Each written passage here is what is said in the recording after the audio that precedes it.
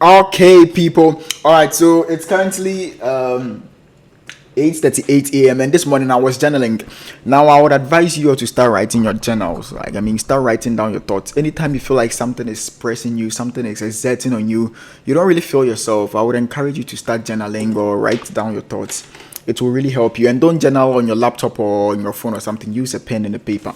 Now I don't know this morning if it was God speaking to me or because the kind of ideas and the kind of things that was coming through my mind while I was journaling this morning was just insane. I just couldn't believe my eyes. I just couldn't believe my ears. And I don't know if the way I feel right now, you guys would feel the same after watching this video. Now, I realize that the way we see life or the way we view life is very different. That is the main factor, or that is the main reason why we have problems in life. I wrote a book titled Why Problems Exist, and that book, I still don't know how I managed to come out with a book like that, because naturally I don't have sense. I'm not that sensible. So for me to come out to those points, it should tell you that God was really speaking. Now, one thing is that the way we view life alone, you viewing life a certain way alone, causes so much problems. I was telling someone yesterday that sometimes it's not about the problem, but it's how we view it. Okay, now let me just jump right into what I was writing about this morning. So I realized that some of the things these motivational speakers or some of these inspirational speakers, inspiration, motivation people tell you online: 7 tips to be successful. Number 1, build connection. Number 2, read books. Number 3, listen to audiobooks and stuff. I feel like they are not really the key things to success in life, or they are not really the key things to make you successful in life, but rather the things that I am going to mention. And before you despise or before you underestimate these things that I'm about to mention, just know that I have been through all these things and it's worked for me. So without further ado, the number 1 skill that each and every one of you should develop at this very age, at this right age, is the spirit of resilience. Now, most of you know my story about resilience, how I've been through the Canadian immigration, UK immigration, US immigration. I was still resilient. I was persistent. I was knocking on it to actually achieve it. Now, I believe that there's this quote that actually randomly came in mind. It says that nature moves by persistence. So when you're persistent about something, automatically nature starts to support you. God starts supporting you. When you're persistent about something, Jacob, when he was persistent, when he was wrestling with the angel, he was persistent. Imagine Jacob going to the angel, give me my blessing, and then the angel will be like, but then he was persistent. He fought. He went with him, fought with him, beat him. Resilience. He was very persistent, forceful until he achieved that dream. So you want to build a skill of resilience. The reason why you want to build resilience is because in any career that you want to start, in any mission that you want to start, if you want to start a YouTube, a podcast, you would need resilience. There are things that are going to oppose you. I'm telling you, things are going to fight you. But the only thing that would be holding you is your resilience. That leads me to another point that surprisingly I don't have it here, but let me just chip it. That is your why, your motivation, why you do certain things. Now, the reason why I always talk about motivation and your why is that it literally guides you, or it literally serves as a cushion to you. So let's say you are working on a mission, you want to travel abroad. Since most of you follow me, that is one of your biggest dreams. You want to travel abroad. Now, you should find your real motivation or real reason why you really want to travel abroad. And for me, was because of the things that I had always wanted to do in life. It really won't work in Ghana. And it's true.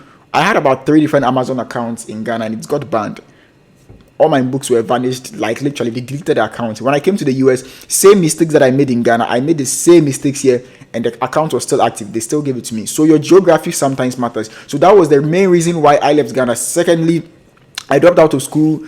I wasn't getting the program that I wanted to read, and the only place that was going to offer it was America. That is why I focused here, and that was what led to my resilience. The motivation led to the resilience, because I'm telling you, you get to a point where life would hit you, life will beat you up, it will test you, it will test your strength. There's a saying that goes like, when the going gets tough, only the tough gets going. So it will get to a point where life will start fighting you. At a very young age, you'll be wondering why certain things are happening to you, why you are being rejected, why people are treating you certain ways, because life is beating you, strengthening you, it's punching you. You understand? So you have to build the resilience, and you have to find a motivation for every single thing that you want to do. You want to start a YouTube channel. What is the motivation behind it? Is it because of views? Oh, then you're going to lose hope very soon. Because if your motivation is not strong, when you start encountering all these mean comments, all this hatred, low views, people not watching your video, people criticizing you, you'd easily give up. And that is when your motivation comes in. The third thing that I have on my list is the courage to be disliked. Ladies and gentlemen, you are not in this world to be liked by everyone. It is not your duty to be liked by everyone. The reason why I'm laughing is because this was literally the opposite of me, where I'd always wanted to be liked, because growing up I wasn't really liked. I was that shy kid. I didn't want anything but to be loved by people, to be liked by people. And in the past few months, it's like some spirits just dawned on me. I just don't really care about people who like me or not. I don't really care whether someone likes me.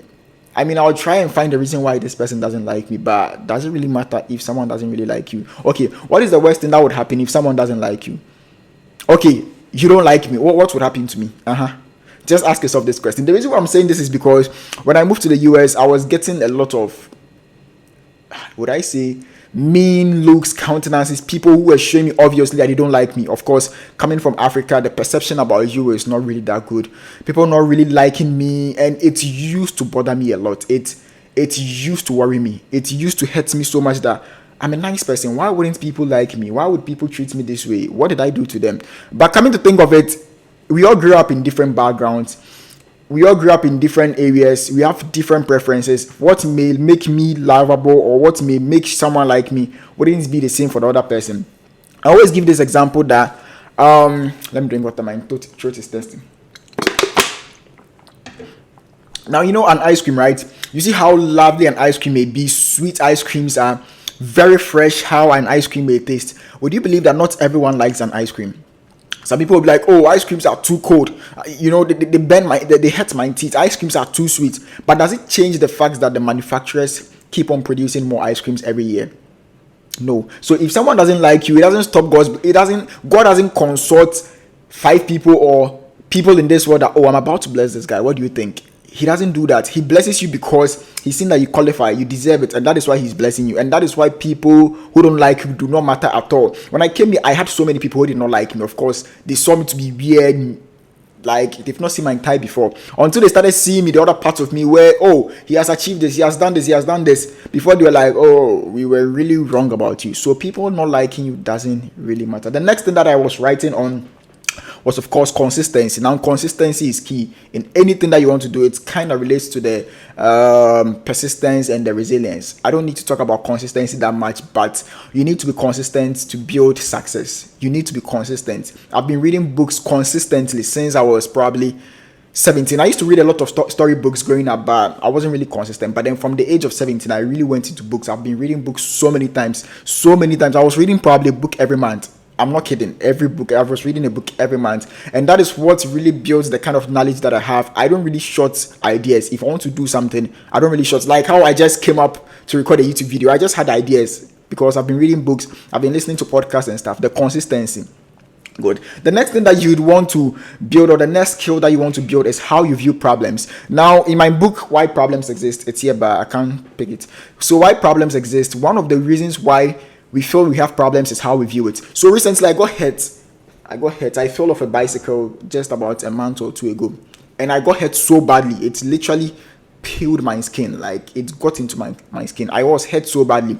And whilst I was staring at the saw, I was like, this is actually a nice analogy. Now, instead of me viewing the saw to be, pains, I just got hurt and, I'm bleeding and, my hands look very bad. I changed my idea to, okay, what if the hand heals? It means I'm getting a new skin. My skin is going to be nice. And you could see, I don't know if you guys could see, this part looks nicer than the other parts. So that is how you view problems. Instead of viewing, let's say, you break up with your girlfriend, you laugh so much, you've been spending 3 hours with every day. You've been spending 2 hours every day with. Why don't you view it as, oh, right now I broke up. I have 2 extra hours to focus on my business, to focus on my skills and my passions. Why don't you view the problem that way? So how we view problems is literally problem. Okay, I've been rejected by a group of people. They don't want to be my friend. I really wanted to be friends with this group of people. They don't like me. Why don't you see the problem as, oh, okay, these people don't like me. It's probably an indication that I need to focus on myself. I need to dedicate those hours that I would have been spending with them to myself. It's actually an indication that I might stay away from trouble, because if I was friends with them, I would have been falling into trouble. Why don't you view the problem that way? So how you view problems in life, let's do this. When you have to see that there's this psychology, whatever research that they did, that they poured water into a glass jar or something, and they asked 2 people how they view the water. The negative person was, it's half full, and the negative person was like, it's half full, it's half empty, and the positive person was like, it's half empty. You understand? So how you view problems in life itself makes you feel makes the problem it magnifies the problem. You understand? So yeah, that is it. So how you view problems in life actually also counts. Now, when I was battling these immigration issues, I dropped out of university at home. I could have said, "Oh, I'm a failure in life. I've dropped out of university," but I saw it to be an opportunity to work on my passions. That is when I wrote over 19 books in a span of 3 years. And when I say 19 books, it's just different books, but then I have translated it in different languages. So how you view problems also counts. The next thing is building the lone mindset. And I've been really getting into this lone mindset lately because I'm always alone. Looking at the environments that I find myself, the one skill that I need is the lone mindset, where I find myself to be alone all the time. I mean, I'm in a school where everyone has their own group of people, but I am always alone. Funny thing, yesterday we had a media day where we were taking pictures for the sports team and stuff, and everyone had their clique, people from this country had their people from this country had their people, and there was me.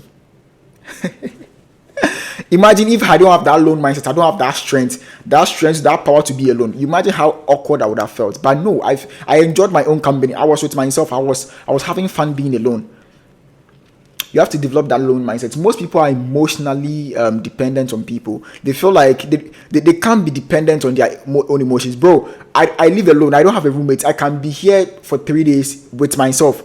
I don't care if someone doesn't visit me, nothing. I can just be alone, staring at the ceiling, nothing. I have that lone mindset, and it's a skill that I would encourage everyone to apply. If you really want to achieve success in life, you have to be prepared to be alone, prepared to be different. Don't expect yourself to be like everyone. And of course, that's a sign that you're a chosen person. When you're always alone, when you're experiencing so many rejections, you don't really go with the flow. You don't really fit in. That is the word. You don't really fit in with what society goes with. Like, let's say everyone is going to this part, but then you are always different. It's like you're always off. You're always weird. You understand? So develop the low mindset, and it's going to help you. The next thing that I would like to talk about is do not worry about anything. Nothing really matters in life. Nothing. And it's coming from a point where I've achieved the biggest dream in my entire life. I mean, for the past 12 years, I've been wanting to travel abroad. Imagine daydreaming about America for over 12 years. Like, you just couldn't imagine your life beyond America. You just couldn't imagine yourself in a different country or living in your country for the next 10 years. All you wanted in life was to move to America. And then I am in America right now, been to all the places that I've ever wanted to be to. And I'm telling you that nothing really matters. Like, what is the point? People don't like you. Why are you worried about it? It doesn't really matter.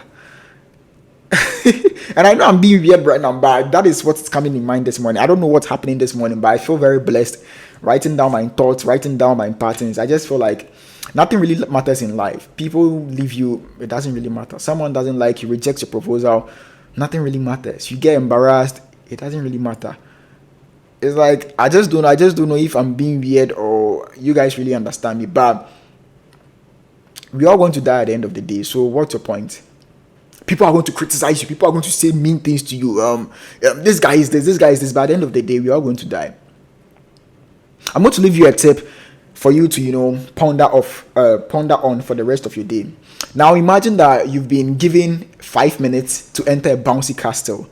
You've been given 30 minutes to enter a very huge castle, a castle full of food, full of tourist sites, a very huge castle. I want you to picture that in mind. And you've been given just 30 minutes to go into that castle. Now, in those 30 minutes, you are not the only one there. You are with a group of people. You are with different kind of people in that castle. When you enter that castle for the 30 minutes, are you going to be worried about what the other people in the castle think of you? So you are not going to explore some of the things in the castle. Are you going to be worried about, I don't know. Are you going to be worried about unnecessary things other than just focusing on exploring the castle, eating the good food in the castle, doing interesting things in the castle? Are you going to be worried about the other one, or you are going to be focused on having fun or enjoying the castle? That is life. Now, you've been given 70 years to come into this world. Why are you going to be spending all your hours or the years wasting it on things that wouldn't matter, when you know that you have just one chance to come to this world? You not get a chance to, express yourself like you wanted to. You never get a chance again, because you get to come to this life only once for 70 years. Now, I was telling someone last week that I've gotten to a point where I want to do a lot of silly things because I feel like I've been in my shell for too long. I don't really do a lot of crazy things, so I don't really have stories to tell you guys. So I really want to go out of my shell, explore things, be stupid, quote unquote, try new things, get rejected intentionally, do so many things so that I'll be having stories to tell you guys. You understand? Because at the end of the day, we are going to die. That is the point. We are going to die. And the funny thing about death is you don't know when you are going to die. You can be hit by a bus. Something can happen, a gas explosion or anything. God forbid, none of these things would happen to us. But it can just happen and then you are gone. And then when you are dead, you'll be regretting, I wish I had talked to this girl. I wish you'll be feeling the regrets, the pain of regrets. You understand me? Let me end this video with a story. Now, there was a study done, a hospital study, of about 100 elderly people who were facing death, close to their last breath. And whilst they were on their deathbed, they were asked, what were their biggest regrets? They didn't say they regret doing this, they regret talking to this person, they regret eating this food, they regret doing that. But actually, what they said is that they regret not doing the things they wanted to do. They regret not taking the risks. They regret not implementing the ideas they had in mind. They regret not writing that book. They regret not making that music that they wanted to. And that is the worst pain you'd ever want to experience in life. The worst. Because if you get to the point where you regret so much to the point that you are all on your deathbed, you regret that I should have taken this risk. Who knows? My life would have been way better. That would be the most painful regret you'd ever experience. Click up here to watch this video. Your future can always be better than your now, and only you have the power to make it so.